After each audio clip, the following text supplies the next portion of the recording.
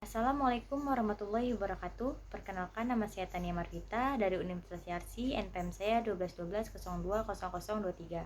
Di sini saya akan menjelaskan mengenai statistik parametrik atau uji beda yang terdiri dari one sample t-test, independent t-test, paired sample t-test. Sebelumnya saya akan menjelaskan apa itu statistik parametrik. Statistik parametrik yaitu ilmu statistik yang mempertimbangkan jenis sebaran atau distribusi data, yaitu apakah data menyebar secara normal atau tidak. Statistik parametrik digunakan untuk menguji hipotesis dan variabel yang tertukar. Dengan kata lain, data yang akan dianalisis menggunakan statistik parametrik harus memenuhi asumsi normalitas. Uji beda adalah pengujian hipotesis terhadap suatu data yang dilakukan dengan teknik analisis komparasi data yang bertujuan untuk mengetahui ada atau tidaknya perbedaan antara suatu variabel atau sampel yang teliti. Jika ada perbedaan, maka dilihat apakah perbedaan itu signifikan atau hanya kebetulan. One sample t-test. Penelitian uji one sample t-test atau uji satu sampel merupakan analisis perbandingan untuk perbandingkan rata-rata sebuah sampel atau variabel dengan rata-rata populasi yang sudah ada. Hipotesis dan kriteria. Hipotesisnya A. HO rata-rata sama dengan nilai acuan. B. HA sama dengan rata-rata tidak sama dengan nilai acuan.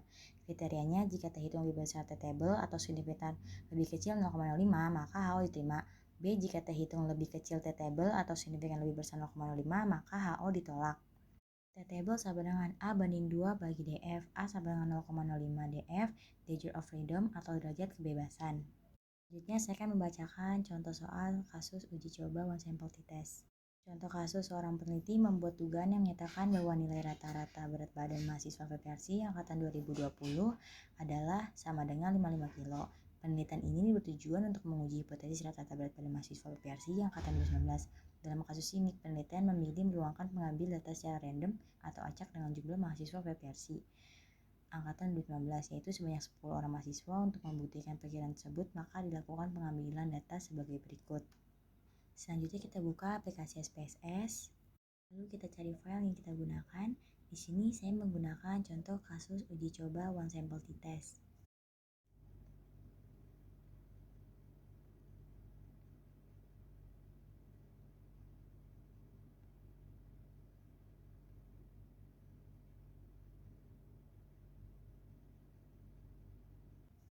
Jika file sudah keluar, kita klik variable view, desimalnya saya ganti menjadi 0.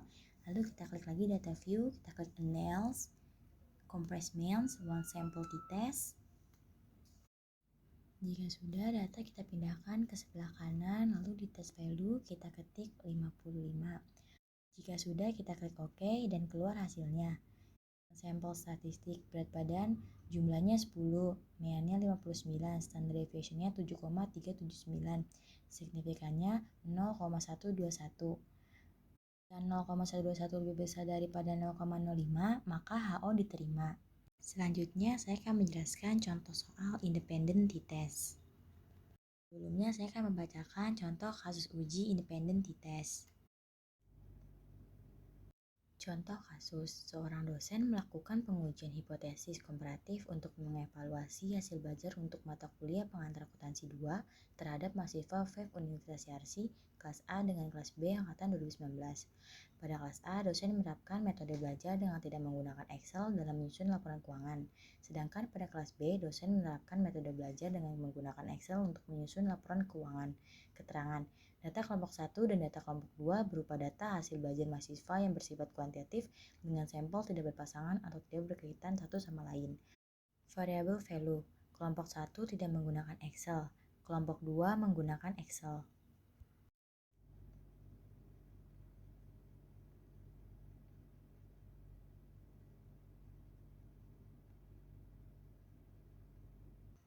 Selanjutnya kita buka file yang ingin kita gunakan. Di sini saya menggunakan contoh kasus uji independent t-test.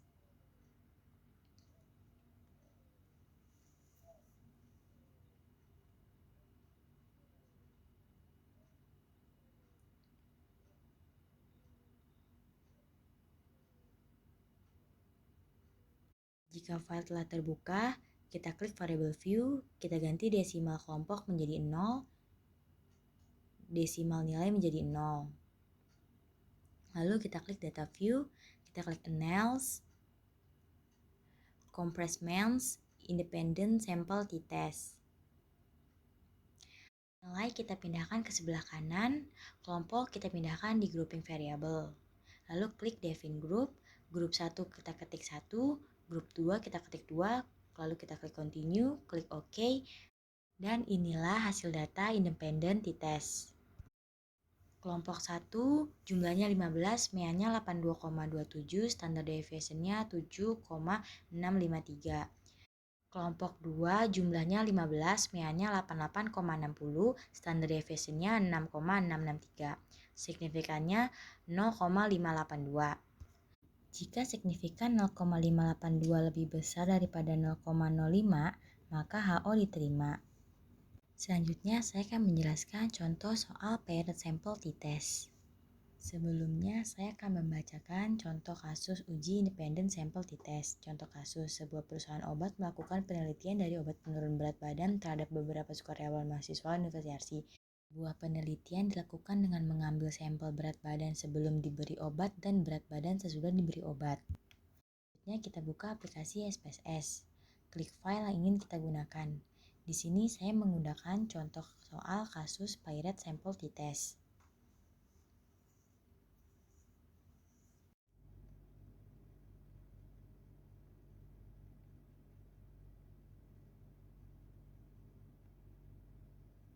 Jika data sudah terbuka, kita klik variable view, desimalnya kita ganti 0, di kolom berat sebelum dan berat sesudah. Lalu kita klik data view, kita klik NELS, compress MELS, paired sample t-test. Jika data sudah terbuka, berat sebelum kita pindahkan ke sebelah kanan di variabel 1, berat sesudah kita pindahkan di sebelah kanan di variabel 2. Lalu kita klik OK. Dan inilah hasil data paired sample t-test. Pair, berat sebelum, MEA-nya 66,81, jumlahnya 16, standard deviation-nya 6,656. Berat sesudah, MEA-nya 61,94, jumlahnya 16, standard deviation-nya 6,403. Di paired sample t-test, standard deviation-nya 2,941. Signifikannya 00. Jika signifikan 0,00 lebih kecil daripada 0,05, maka HO ditolak.